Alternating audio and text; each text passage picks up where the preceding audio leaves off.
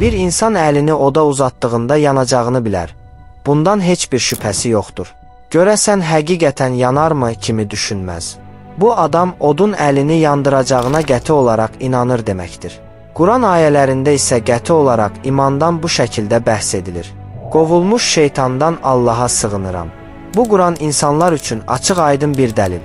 Qəti inananlar üçün isə doğru yol göstəricisi və mərhəmətdir.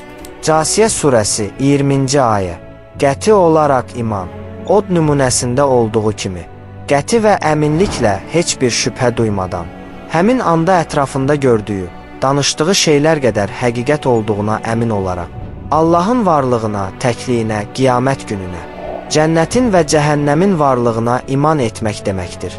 Qəti məlumata əsaslanan bir iman, insanın hər hərəkətini, həyatının hər anını, yalnız Allahı razı edəcək şəkildə keçirəcək vicdana yönəldir.